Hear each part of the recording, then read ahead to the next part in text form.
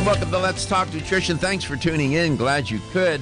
We're creeping up on, today is the 2nd. May the 5th, 2005 is when Let's Talk Nutrition went on the air. So we're creeping up on our 14-year anniversary here. How about that? Thank you for allowing that to happen for us. We're grateful. And I've never been on a cruise yet. And, I don't know why that is. You would think that I would maybe try that. But a story trending today that even, I guess, maybe decreases the odds of me getting on a cruise. I'll tell you about that. Can't make it up. Measles and cruise ship said in the same sentence usually does not end well, right? Oh my goodness. This measles story does not want to go away. And it won't. And just think how this started. Not all that long ago when this, here I am on air reporting on it, commenting on it. I was concerned at the time, and hardly anybody was talking about it. I mean, you say, well, I'm blowing my own horn. Yes. Yes, I am. Why? Because it's just my way of saying to you that I'm paying attention. We are paying attention to what's going on out there. And sometimes the mainstream media beats me to the punch. More often than not, I'll beat them to the punch. Because I have, this is what I do all day in this area, in this space of health, wellness, and well-being. Although they have producers that do it all day too, Gary.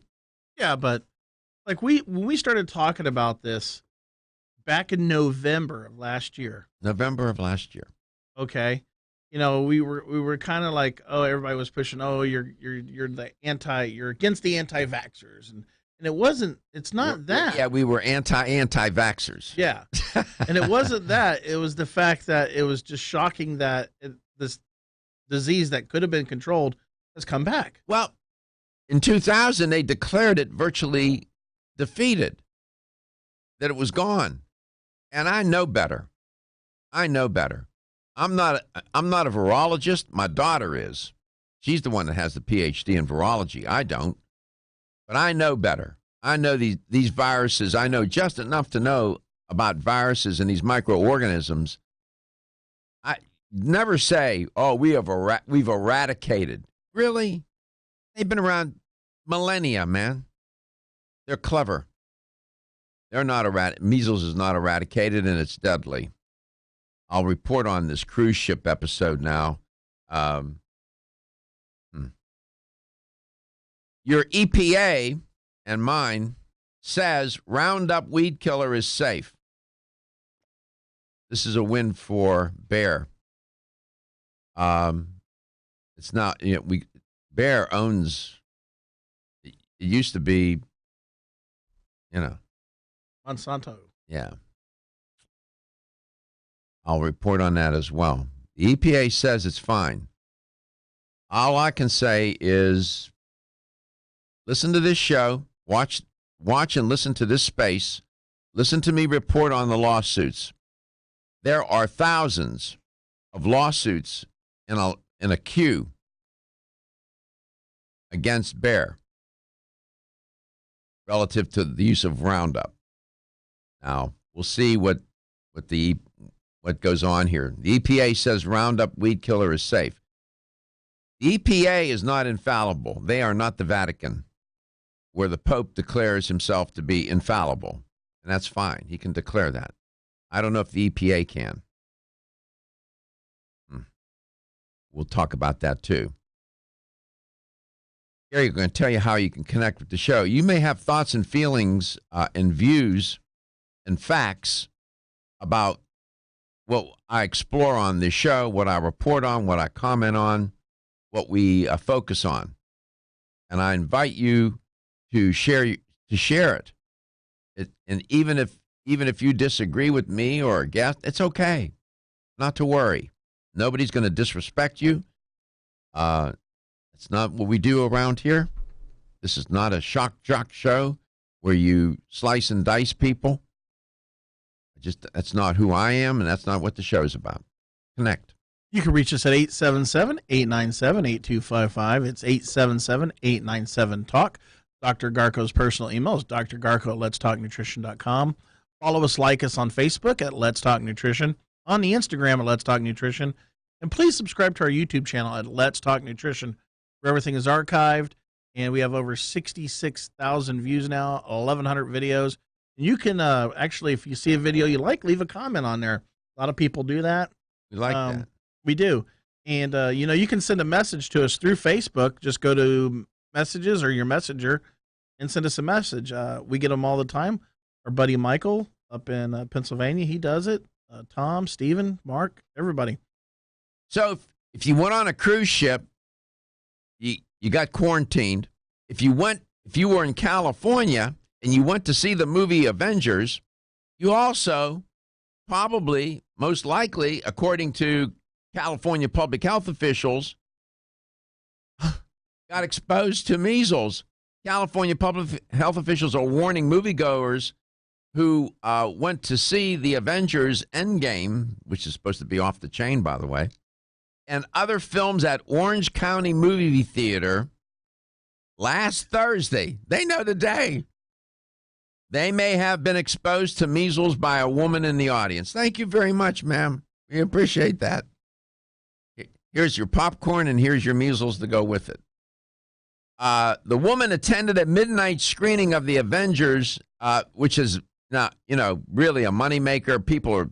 It's 3 hours long. People lined up for 3 hours to go see it. No spoilers, please. No, I won't. I have not seen it yet. I haven't seen it either. I have. It was amazing. Okay. At the AMC Dine-In Fullerton 20. That's the name of the theater. They know the theater. They know the lady. They know the seat. This was on Thursday from 11 p.m. to 4 a.m. The movie's 3 hours. I guess they were lined up. Everyone who was in the building, remember what did I say? And I've been reporting on this. I said to you that if you're in the room with somebody who's exposed, infected, you have a 90% chance of getting infected. Okay? This virus is nasty. Everyone who was in the building, they said, may have been exposed. Everyone. Not just at the particular screening room, according to the California Public Health Agency. The warning also applies to people who went to buildings at 5 Hutton Center Drive-in in Santa Ana from last Wednesday through Friday. Unbelievable. The woman, who was in her 20s, reported having recently traveled to a country with widespread measles activity they discovered, and the agency said the woman was considered infectious, I guess so, between April 23rd and Wednesday, and is under voluntary isolation at her home in Placentia. It is the first confirmed measles case in the county, they said, this year. And I had a laugh when reading the report. They said, measles is highly contagious. Newsflash, caused by a virus. Yes, it is. We come back, I'll tell you about the cruise ship. See, this is what happens. So all the anti-vaxxers, okay, you're entitled to your opinion. This is a consequence of people not being vaccinated. This is how you want to live your life? You go to the movie and watch a movie, eat some popcorn, and now you're quarantined? Okay. Good luck with that.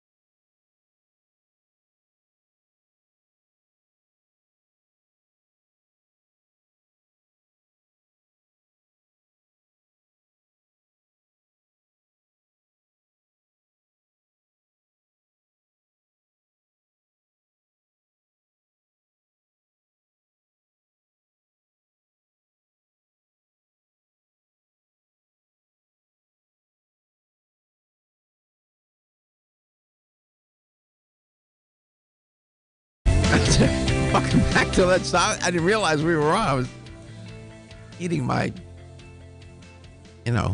sprouted grain vegan bagel. One of the guys walking around here asked you a question about the banana. Oh, yeah. Somebody asked me, is it okay to eat bananas in the morning? I love the smell of napalm in the morning. It's a good movie. Yes. Movie. Yes. You can eat a banana in the morning. Why not? I told him, I said, better than the Snickers. I went down in the kitchen. There were 4 or 5 boxes.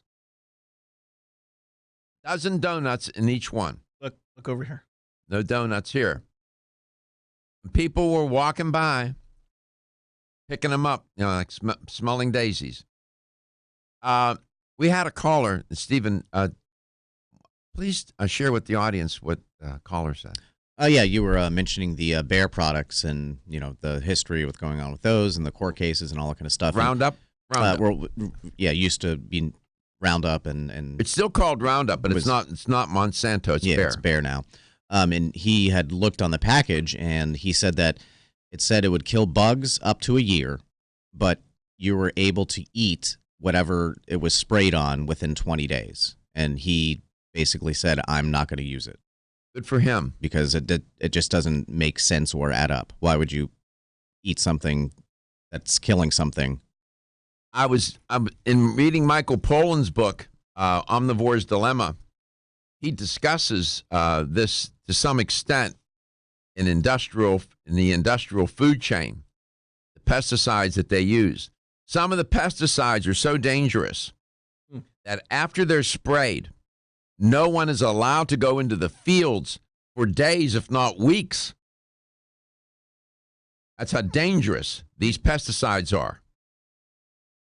And that caller or listener of the show is absolutely right. Why would you use a product where the food will be safe to eat after 20 days? Really? I will be talking more about the different food chains and keying off of Michael Pollan's book in the next several weeks, and try to educate ourselves about industrial food chain, industrial organic, and so on. The word organic can mean a lot of different things. Organic is not what you think it means. There's a lot going on with organic that would make you uncomfortable, and I'll report on it. There's across the road from me, I have a neighbor who does lawn spraying. He does lawn spraying and pest control. Okay, he doesn't spray his own lawn. Do you think that's weird? I mean, am I the only one that thinks that's weird? Well, he understands. I hope that they're wearing proper protection. Yeah, they wear hip waders. They wear rubber boots that come all the way up past their hips. What about a mask? Yeah, he's got a mask and he wears big rubber gloves. Yeah. I'll talk more about it in the upcoming weeks, about the food chain, the different food chains that we have, about food safety. It can be uncomfortable because the facts are the facts. So it's being reported that a cruise ship quarantined in St. Lucia, St. Lucia, after measles case is reported. The article was written, this one I'm referring to is by Daniel Victor. The story is reported in a number of outlets. The Caribbean nation of St. Lucia has quarantined a cruise ship on the island after they identified a confirmed case of measles on board. Passengers and crew aboard the large ship were not permitted to leave. The ship, you are not going anywhere. Dr. Merlene Frederick James, the nation's chief medical officer, commented on Tuesday. The highly infectious disease can be prevented by common vaccination. However, as I have been reporting on for several weeks now, we are in the grips of an outbreak, the largest in a quarter century, with more than 700 cases reported. Dr. Frederick James said, quote, because of the risk of potential infection, not just from the confirmed measles case, but from other persons who may have been on the boat At the time, we thought it prudent to make a decision not to allow anyone to disembark. The ship was identified as the Free Winds, which is reportedly owned, that's a cruise ship reportedly owned and operated by the Church of Scientology, which is right here in Clearwater, Florida. A ship named Free, that's the ship. It was moored in St. Lucia on Thursday, according to online records. The Church of Scientology did not immediately respond to a request, according to the New York Times, for a comment. According to the Scientology website, Scientologists use prescription drugs and are treated by medical doctors, but the church has not expressed a specific position on vaccinations, according to the New York Times. In a statement to the Hollywood Reporter back in 2016, the New York Times reports the church said it, quote, takes no position on one way or another on this issue, close quote, despite several high-profile celebrities in the church speaking out against vaccines. It's kind of interesting how religion and medicine sometimes intersect. You have the Hasidic Jewish community up in New York. They are ground zero here for this epidemic. I'm just reporting. You make of it what you will. Again, people are entitled to their own opinion. You are. You're not entitled to your own facts. And people, anti-vaxxers running around the planet saying people dying from the measles vaccine. Really? Okay. We come back, we'll get into much more on Let's Talk Nutrition. There's so much more.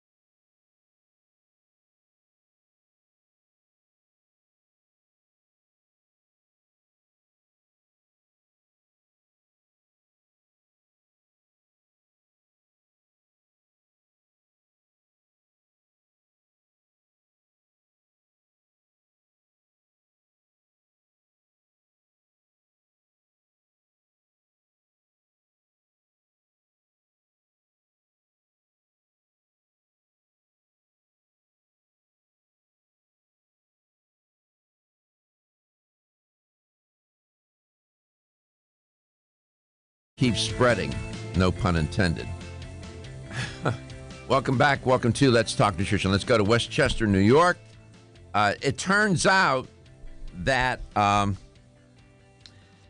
the New York City has 432 measles cases since October, almost exclusively in the Brooklyn neighborhoods of Williamsburg, which has 348 cases, and Borough Park, which has 61.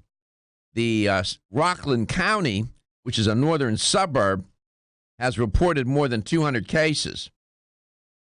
These areas are where ultra Orthodox Jewish communities reside, in which misinformation and propaganda on vaccines was spread through handbooks and hotlines.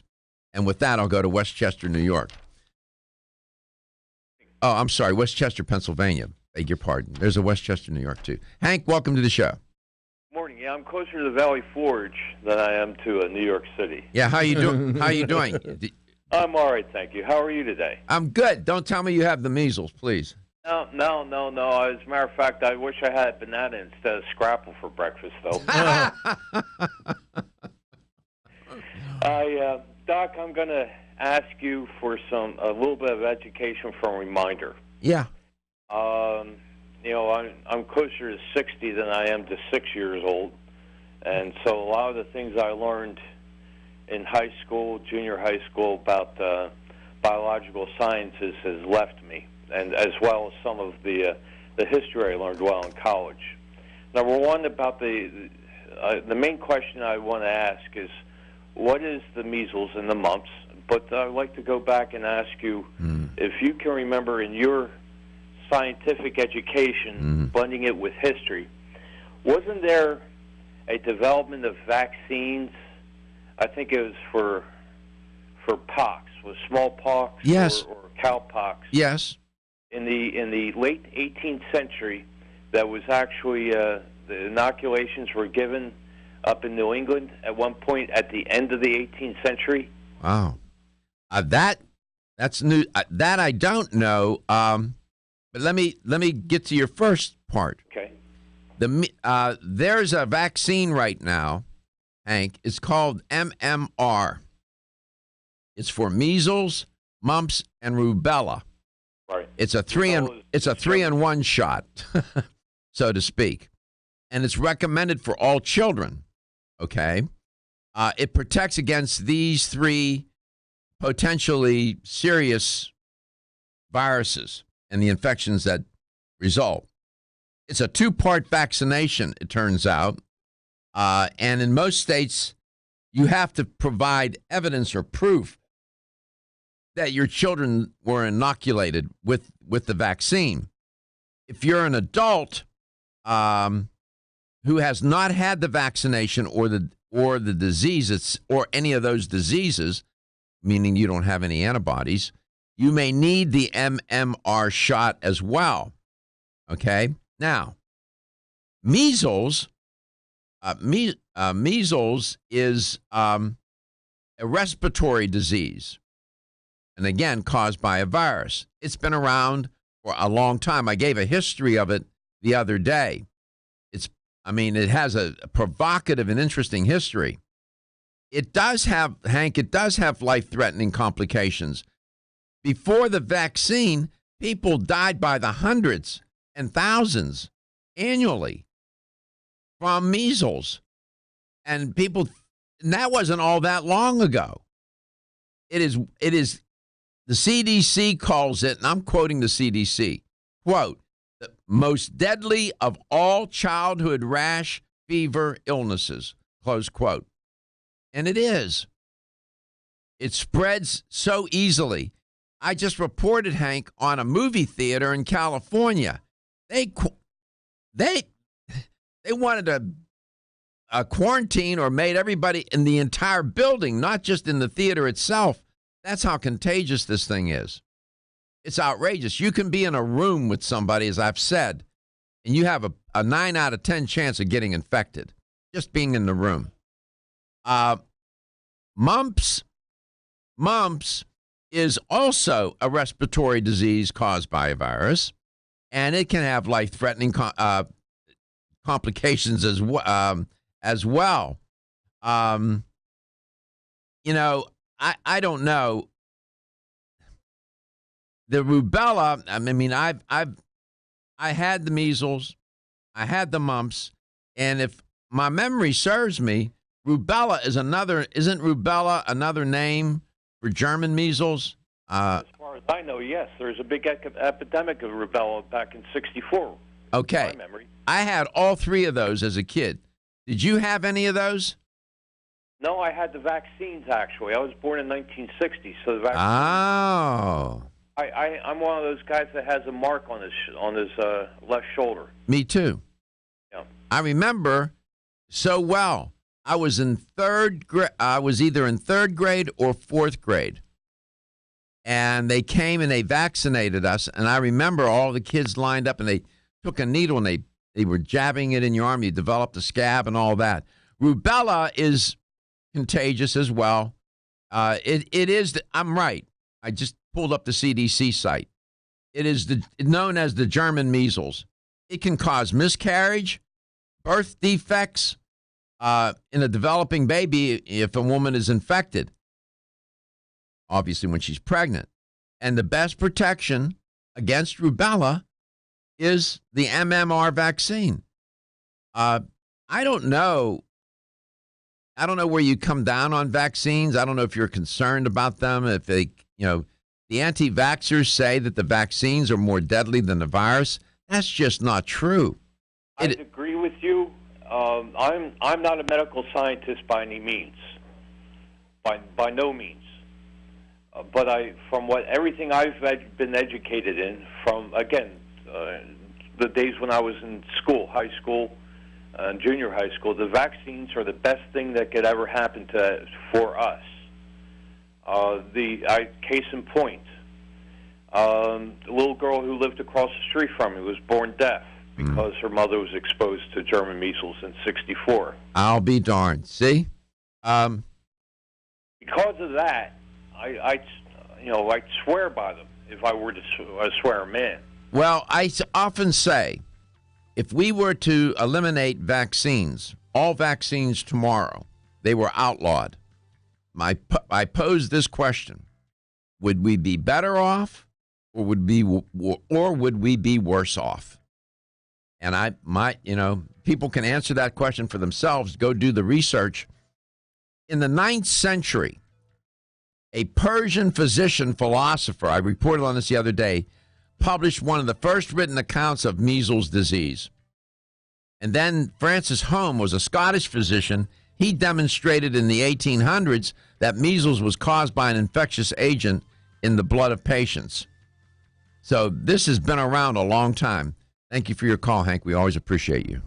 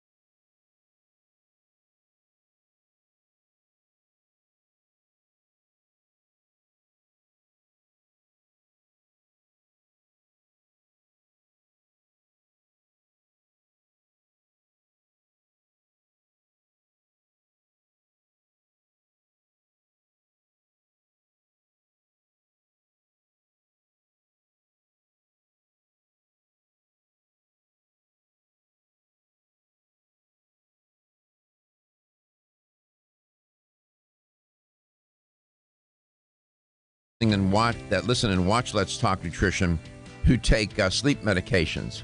I want to give you a heads up. The Food and Drug Administration is advising that I'm at the FDA website right now, and I'm quoting them, that rare but serious injuries have happened with certain common prescription insomnia medicines. Why? Because the injuries are associated with sleep behaviors. You know, sleepwalking, sleep driving, sleep cooking, and engaging in all kinds of activities. And when the people taking them, they're not even aware that they're doing it. These are complex sleep behaviors, and the FDA reports have resulted in people dying.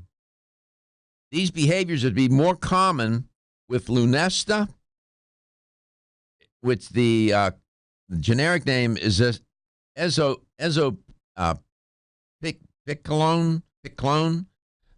Sonata, which is Zalplone, and Ambien, Zolpidem. I can hardly pronounce these things. Than other prescription medicines used for sleep. These three, Lunesta, Sonata, and Ambien. Now, I've never taken any of them. I used to know someone that took Ambien. This person would get up in the middle of the night and do all sorts of things. Get up the next day, have no memory. Refrigerator door would be open, iron would be on, garage door would be open, whatever. Serious business. The FDA, because these behaviors are real, they are requiring a boxed warning. It's the most prominent warning that the FDA can issue, and it's to be added to the prescribing information and the patient medication guides that you'll find sometimes in the pamphlets and so on in the box. We are also, they said, quoting the FDA, we are also requiring a contraindication, our strongest warning, to avoid use in patients who have previously experienced an episode of complex sleep behavior with Lunesta, Sonata, and Ambien. Quoting the FDA, now continuing. Serious injuries and death from complex sleep behaviors have occurred in patients and without a history of such behaviors, even at the lowest recommended doses, and the behaviors can occur just after one dose. The FDA says these behaviors can occur after taking these medicines with or without alcohol. And oh, by the way, the person I knew took alcohol with these. Or other central nervous system depressants that may be sedating, such as tranquilizers, opioids, and anti-anxiety medicines, close quote. It's a mess. These medications are, boy, you go down that road, you may be trying to get better sleep. You put yourself at risk. And there is reports about how it affects memory.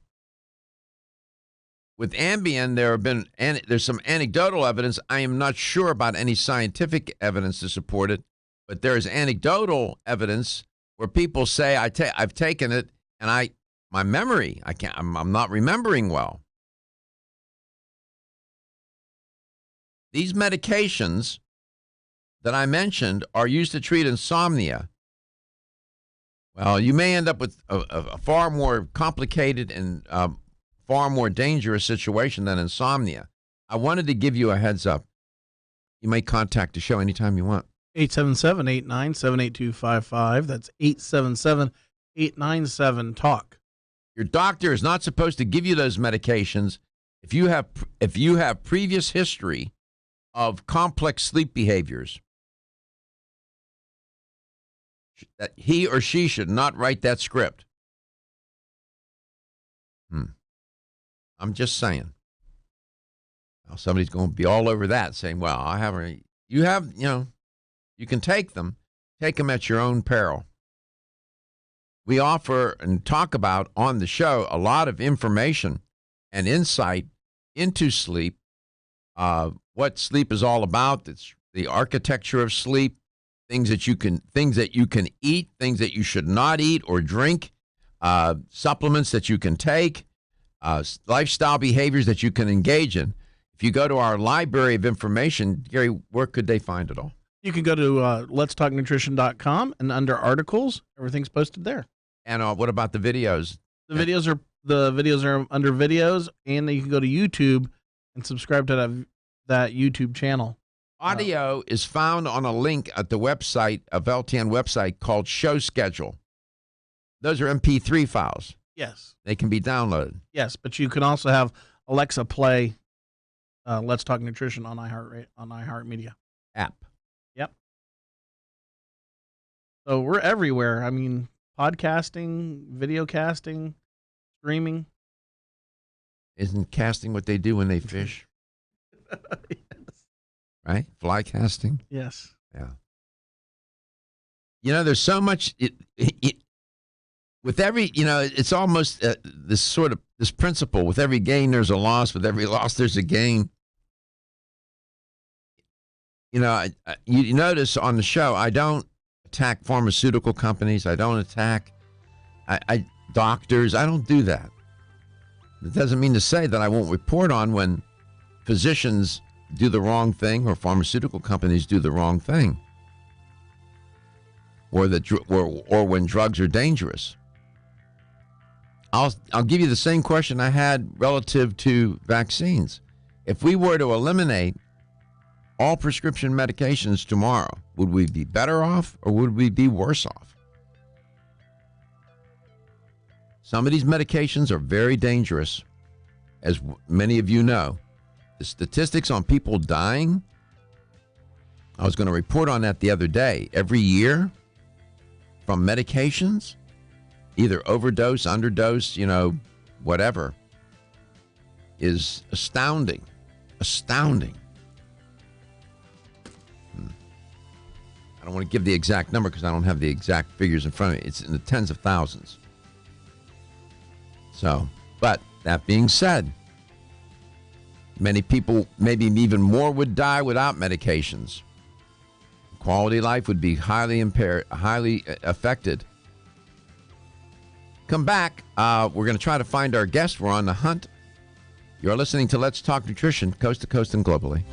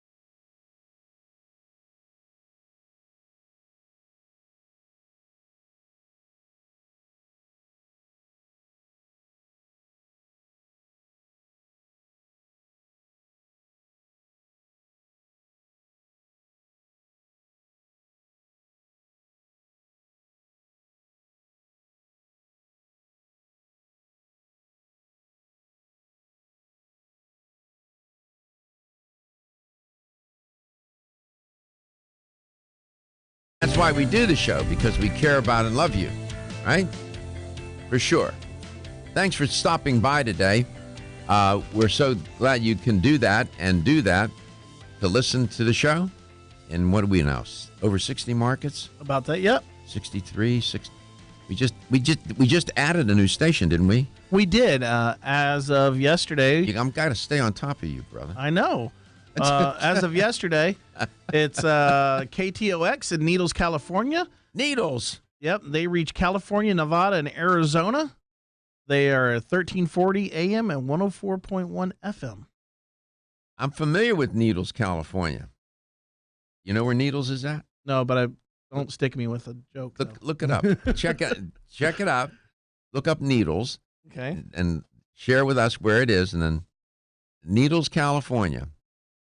We welcome that affiliate, man. I keep saying we're coast to coast, and we are global. We're out on the West Coast, California, Oregon. We've made our way across the land.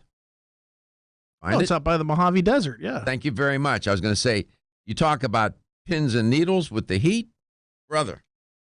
It is hot. Yeah, it's close to Arizona and close to Vegas. Been to Needles. Yeah, hot. That's what I remember. Is it Florida hot? Is it Florida hot? Is it? Oh, no, man. This is desert hot. Hot stuff. I want to give you a heads up. Why does it keep saying my battery is low? I'm plugged in. Yep. We got juice here, brother. There's a warning. The FDA, you need to know about this because I know some of you take these medications. Is advising advising people that there are rare and serious injuries associated with common prescription insomnia medicines as a result of these aberrant sleep behaviors, such things as sleepwalking, sleep driving, sleep eating, you name it. While people are sleeping and have no awareness of that, no memory of it, more often than not. These are complex sleep behaviors. They're dangerous. People have died, according to the FDA. They're more common in S-zopiclone, which is Lunesta, Zoloplone, which is Sonata, and Zolpidem, which is Ambien. Hard to pronounce these things. More so than other prescription medicines used for sleep, according to the FDA. I'm at their website now. I'm quoting them. As a result of these sleeping behaviors, we are requiring a boxed warning, our most prominent warning, to be added to the prescribing information and the patient medication guides for these medicines. We are also requiring a contraindication, our strongest warning, to avoid use in patients who have previously experienced an episode of complex sleep behavior with S-zopiclone, Zoloplone, and Zolpidem, which are, Lunesta, Sonata, and Ambien, respectively. Quoting the FDA a little more, serious injuries and death from complex sleep behaviors have occurred in patients with and without a history of such behaviors, even at the lowest recommended doses, and the behaviors can occur just after one dose. These behaviors can occur after taking these medicines with or without alcohol or other central nervous system depressants that may be sedating, such as tranquilizers, opioids, and anti-anxiety medicines, close quote. I've known people to take Ambien and with alcohol. That is not a good idea. You don't want alcohol and Ambien in the same sentence or consumed at the same time. Please be prudent. If you're having serious sleep disorders, I know you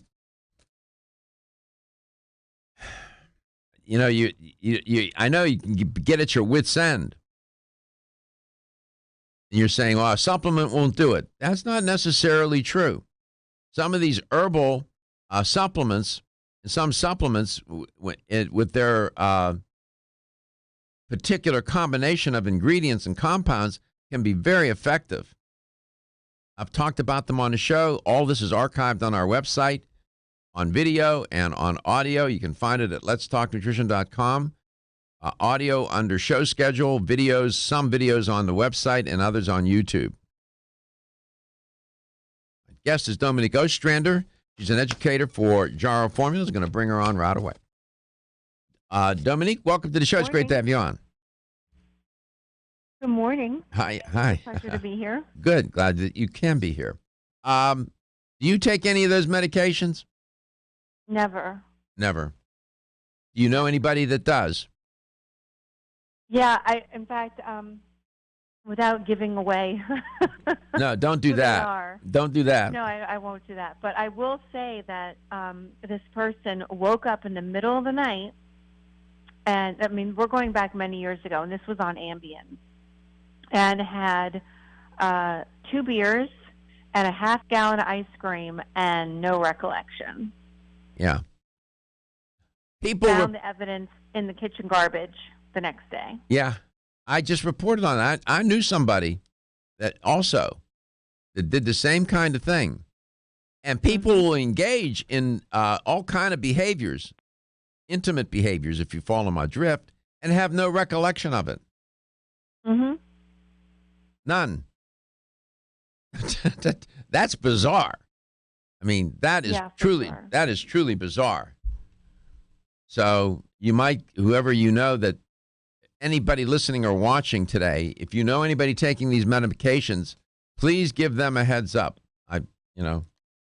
We do care about and love you, as we say in our intro, and as I say at the end of the show. How are you doing? Any breaking news from Jarrow Formulas? Not quite yet. Like I said, we're coming into that, but not quite yet.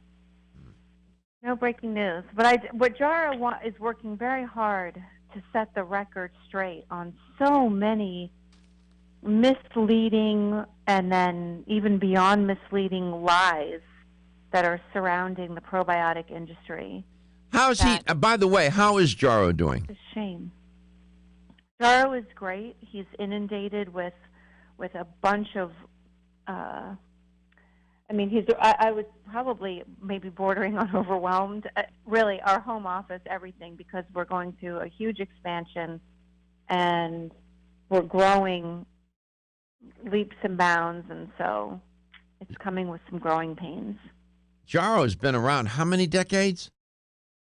Since 1977. Yeah, it's an interesting story. He started out of his car, didn't he? Yeah.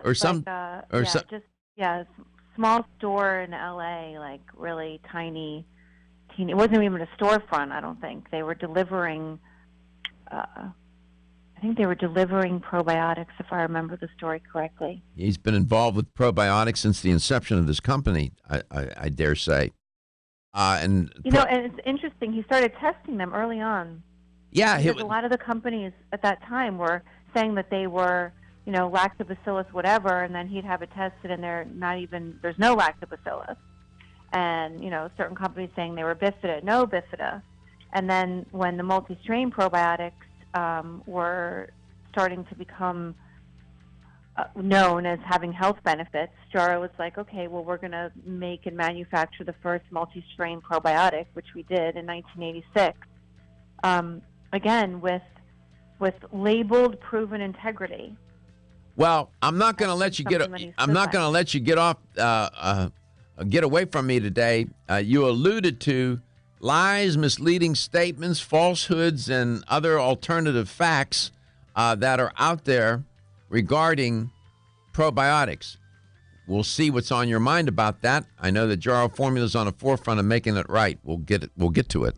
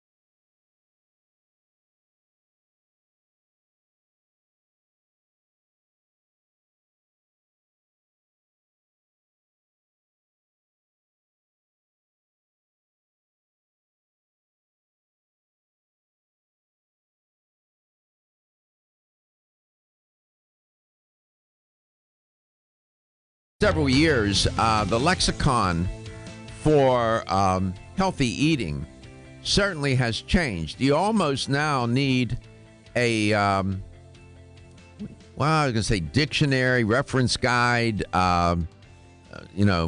some way to keep up for definitions and pronunciation of some of the language that's now used to describe certain compounds, supplements, and whatnot. One term that's not hard to pronounce, and we can give a basic definition. I'll ask my guest to do that. Is probiotic or probiotics. That term has entered the lexicon of the natural products industry and has been part of the lexicon for a long time, but has entered into the lexicon of the mass market too. And you can find probiotics probably at a vending machine in a gas station.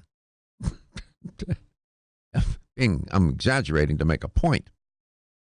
You certainly, and I've seen them in these big box stores where I've said for a long time, you might want to reconsider buying your supplements where they sell lawn and garden supplies. They may have good shovels, but I'm not persuaded. I often go into these places to just look around, browse, and see. And I look at the brands of the supplements. Some of them I've never heard of. Some brands I recognize and have been in the natural products industry and have spilled their brand over into the mass market, much to the upset of many. My guest is Dominique Ostrander. She's an educator for Jarrow Formulas. She alluded to some shenanigans going on with probiotics. Could you break that down for us a little bit? Well, the definition of probiotics is live microorganisms, when administered in adequate amounts, confer a health benefit on the host. And this definition has become the classification for probiotics. So, for example, the International Scientific Association for Probiotics and Prebiotics, which is abbreviated ISAPP, organized a meeting of clinical and scientific experts on probiotics with specialties in gastroenterology, pediatrics, family medicine, gut microbiota, microbiology of probiotic bacteria, microbial genetics, immunology, and food science. This meeting was held in October of 2013, and this was basically to re-examine the concept of probiotics. So participants included members of the original World Health Organization expert panel, members of the World Health Organization Working Group, and other internationally recognized experts. Participants in the meeting jointly considered key questions and generated and improved the outcomes hereby summarized in this paper that I'm quoting for you. So the term that I just said, or the definition of probiotics, is what we've used at Jarrow Formulas. And like I've said before, Jarrow Rogovin founded the International Probiotic Association, which is the global governing voice for probiotics. So what's happening now is we've come to realize that there are well-known strains that have benefits. For example, like a Lactobacillus rhamnosus, we know that this particular strain, minus the strain identification, does have benefits for the intestines. It has good colonization usually, and it will provide some digestive benefit. But specific Lactobacillus rhamnosus, for example, has to be identified for a strain in order for it to say that it has a proven health benefit, like, for example, improving motility or reducing cytokine production or reducing the proliferation of bad bacteria and translocation of bad bacteria. These are claims that are substantiated by strain designation, not generalized probiotic strains that we know have some proven benefit. And what's happening is companies, which we've known for a long time, they're producing probiotics without strain identification to actually denote whatever health claim that they're making. In addition, and this is what's really disturbing, they're lying about the strain identification numbers. They're making them up.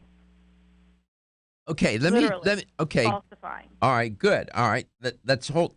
Just pause right there for a second, and let me back it up a little bit. Strain identification numbers.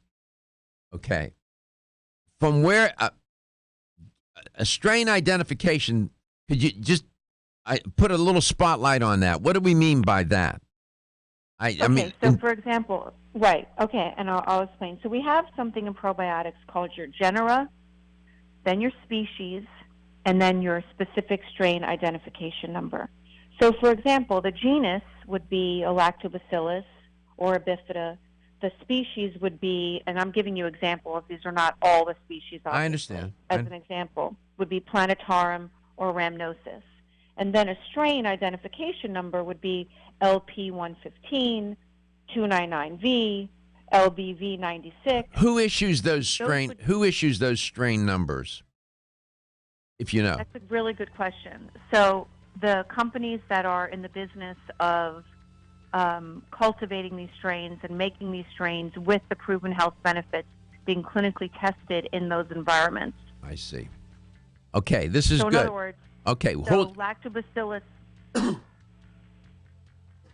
Okay, we're headed into some messages. Sorry about that.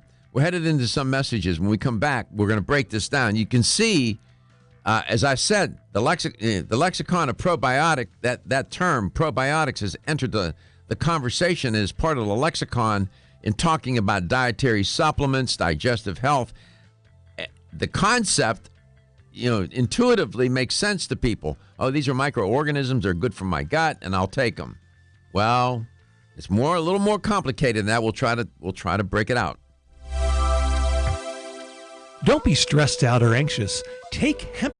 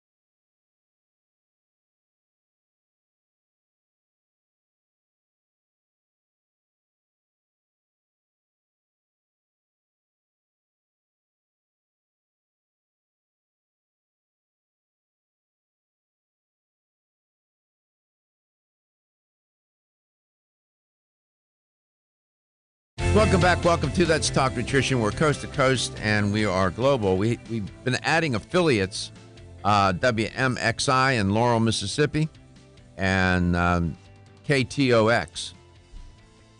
In Needles, California, which is out in the desert. It is.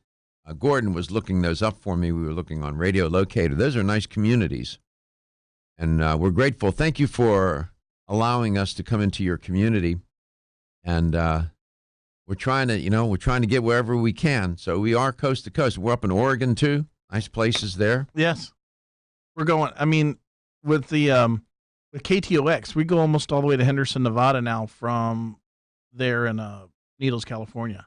It also implicates there's Arizona, Nevada, and California. Yeah, all good. And right here, live is Dominique Ostrander. She's not in Needles, but now she is.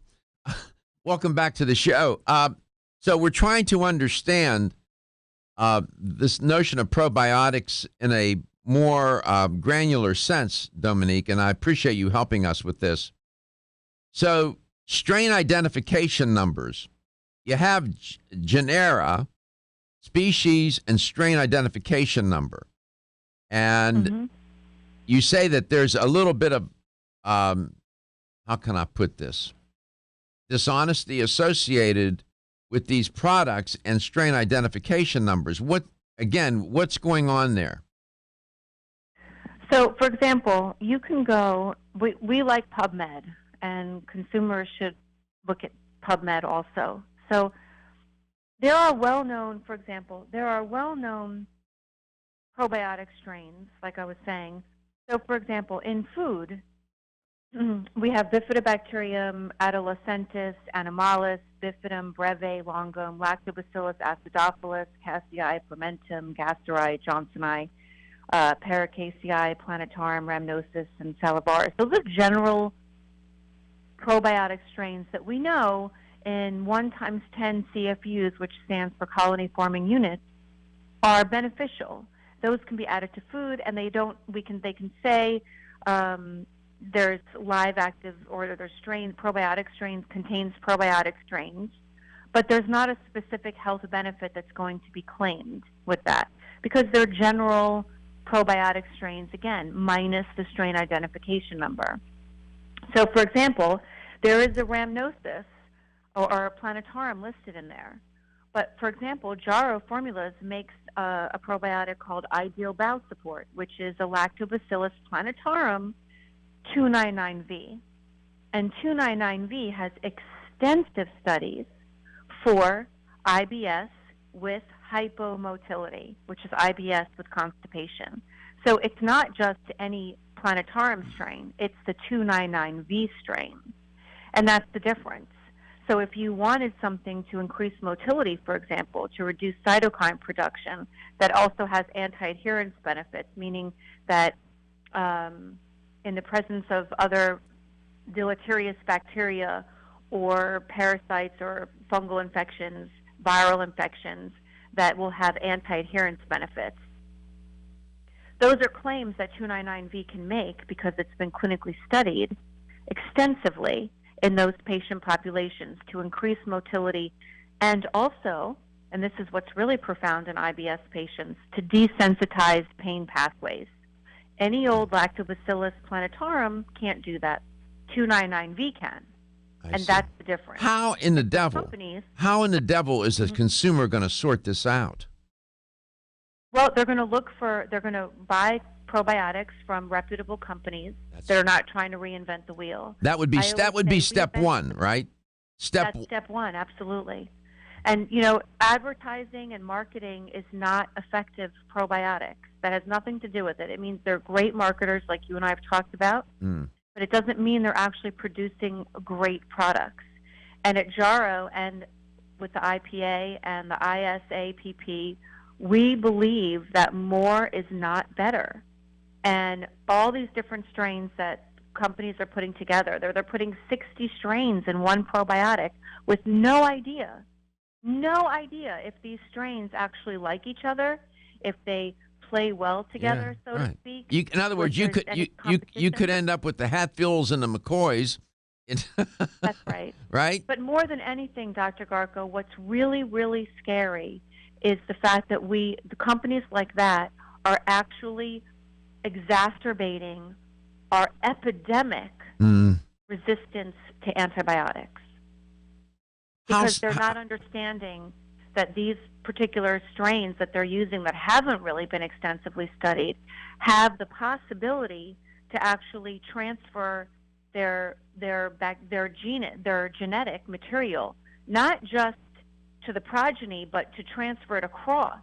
And so that what it does is it creates an antibiotic resistance, because we're talking about the proliferation of bacteria that antibiotics can't kill.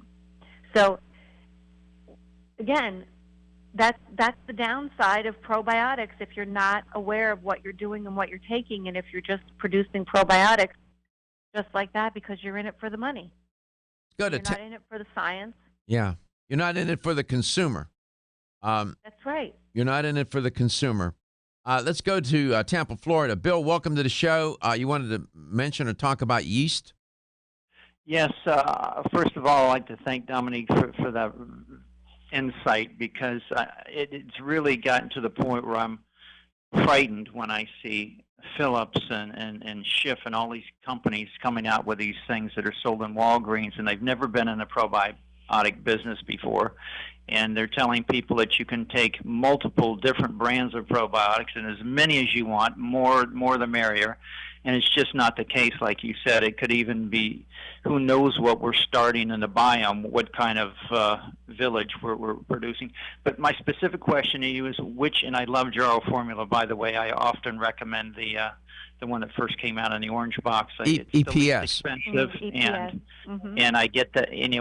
When you can refer to somebody to something that costs $20, they'll usually at least try it, and then that gets them on to other things. But what specific thing do they have for the candida in the gut? Because that seems to be good question. Just a huge problem with MS and Parkinson's. I've seen people that were said to have those diseases, and I'm not saying that it cured it, but it did cure it. I can say what I want. When the yeast went away, the shaking went away, the symptoms of the disease went away. Wow. When we come back, we'll have Dominique talk about that candida. It's all. I have lots of guests that come on to the show. They mention candida a lot, and it is associated with gastrointestinal health and can be very disruptive to the gut microbiome. Jarrow Formulas has been a leader. This is not cliche. Jarrow Rogovan, that man, is responsible in large measure for the popularity, for the understanding, for the formulation of probiotics. And then everybody gets on the bandwagon. He's been doing this for decades and continues to do so. Be the leader.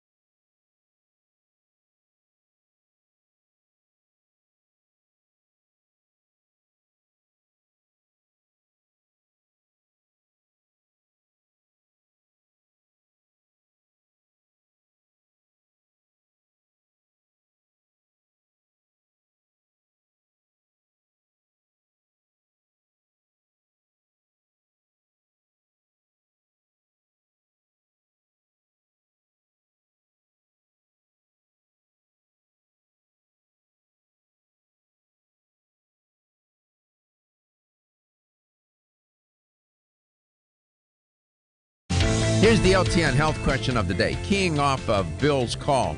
I appreciate Bill. Bill is a health practitioner and works with patients every day. The man's in the community doing good. And Is that the Bill that invented the... No. Okay. Different Bill. He's a good guy, and he's a serious guy. He makes a contribution. I appreciate that. Keying off of his question about candida.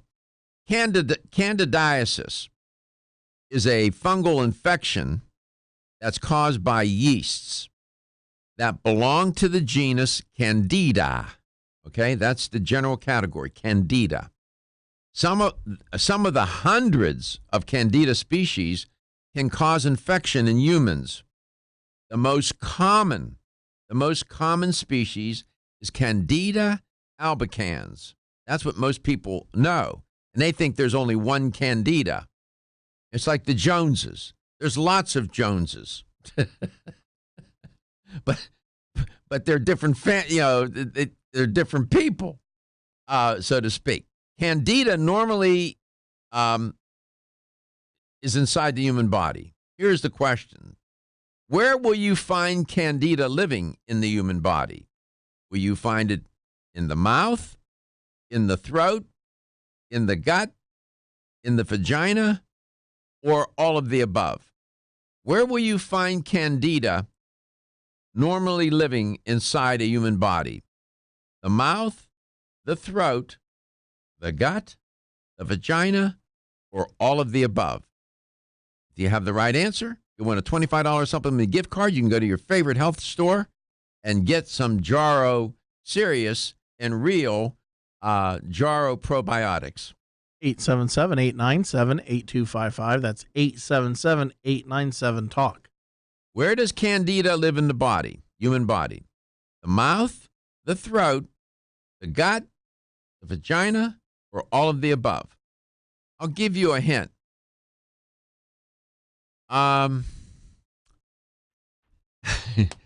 It's adaptable. How about that? There you go. Dominique, welcome back.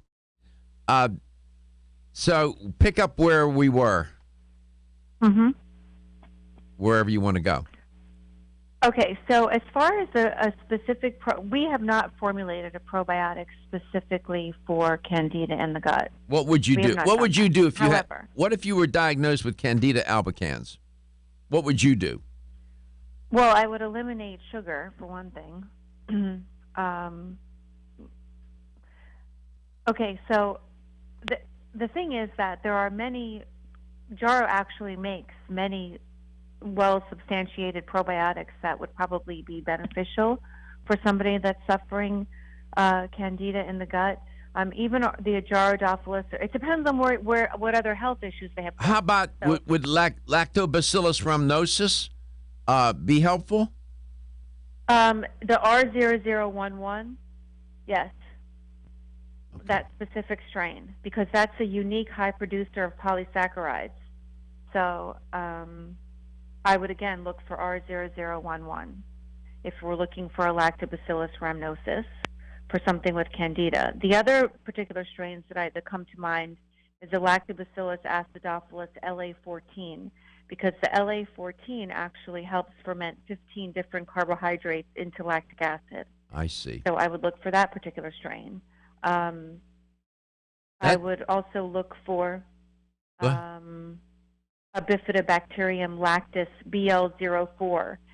That one actually strongly adheres to intestinal cell lines, and it's also showing interleukin-10 modulating activity. And so interleukins produce inflammation, and so when we can reduce interleukin-10 production, we're modulating our inflammatory response. Okay, so, again, and these are documented strains that have been proven to do this. This isn't what we call cheap filler strains, the Costco of probiotic. Here, I'll sell you this barrel of different strains for, whatever. Yeah. And that's what's going on in our community. Well, I'm glad you're putting a spotlight on it. Let's go to Dottie in Tampa, Florida. Dottie, welcome to the show. It's great to have you on. Thank you. Yes, it's great to listen to you. Oh, well, thank you very much. And we're glad that you do. And, we try to educate. We try to inform ourselves. And and just know better and do better, right? That's all we're trying to do. So, Well, you're doing a great job, and I love the show, and I listen as often as I can. you're so kind. So where does this little critter live? All of the above. All of the above. It'll take up residence wherever. Vacancy, it's showing up. It's there. It is. Candida is. We have this relationship with microorganisms. People don't realize it. I sort of chuckle. I see these alcohol wipes everywhere. I find them in the grocery store now. People trying to make themselves antiseptic. If they only knew how many microorganisms were in, on, and around their body, they would freak out and be, they would never, I don't know what they would do. But congratulations. You won a $25 supplement gift card. Are you taking care of yourself? Oh, I am. Yes, I am. I go to Vitamin Discount Center quite often, and I'm so happy to be able to listen to you and do things that I hear on your show. Well, may I ask how old you are? 80. You're 80 years old. And I haven't been to a doctor since, up in New York when I lived up there over 20 years ago. I do everything with supplements and even homeopathy and herbs and, There you go. All right. Yeah. So you take charge of your health. Well, good. I do. Who else is going to do it?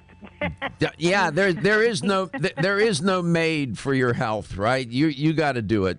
Congratulations. And we're grateful that you listened to the show. Thank you so much for your kind compliments. Gary's going to mark that.